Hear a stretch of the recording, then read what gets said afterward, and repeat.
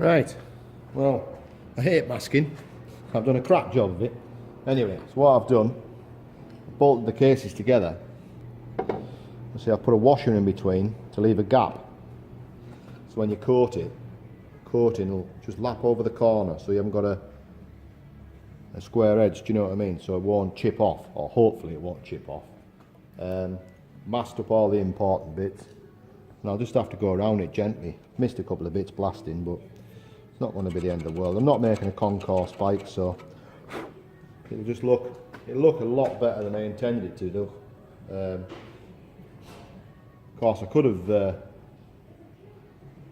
have just sprayed it, but obviously if you spray it and then you pour petrol on it or leak petrol onto it, it just comes off, doesn't it? So I think powder coat's a better option, seeing as we set up a powder coating.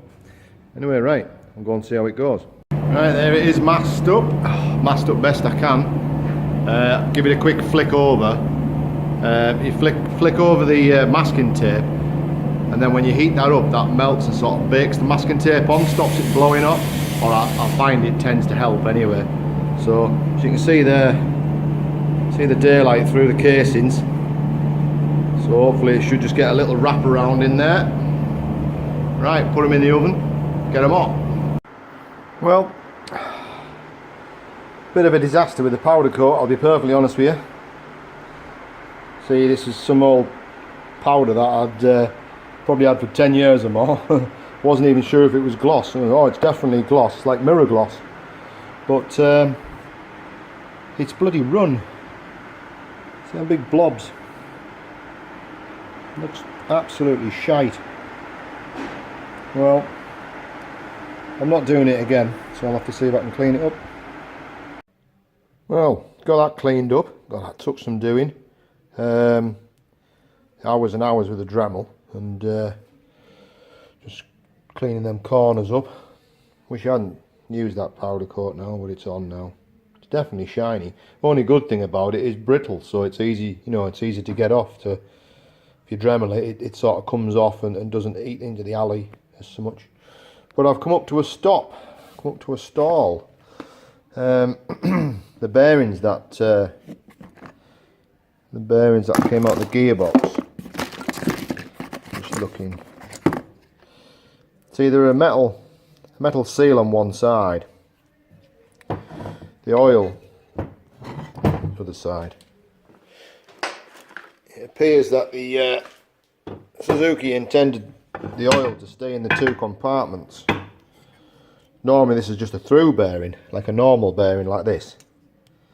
So the oil can go both ways, and it has like a scavenger. The clutch spins round and it scavenges the oil and throws it into the gearbox, and sort of obviously worked it out somehow that the right amount of oil stays in the gearbox and the right amount of oil stays in the side casing.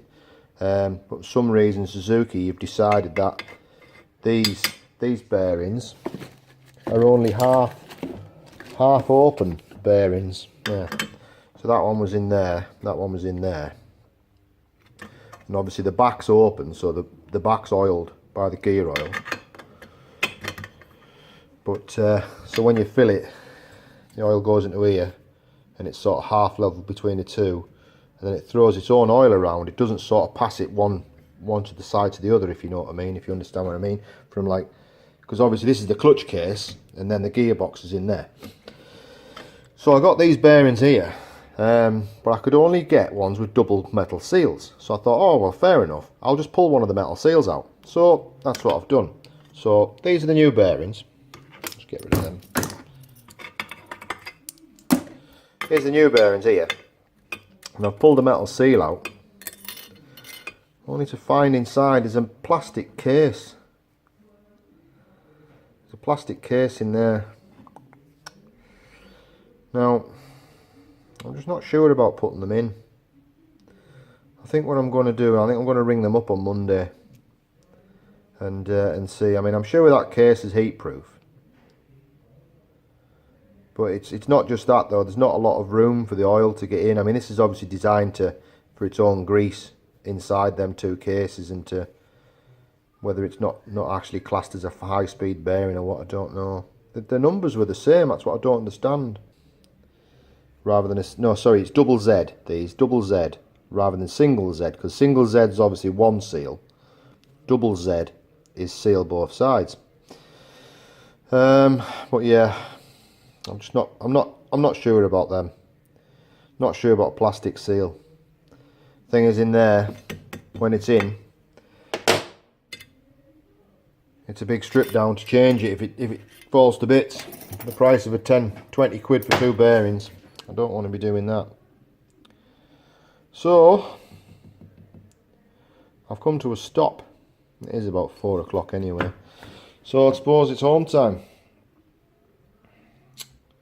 Yeah, disappointing day today. Never mind. Right, see you later.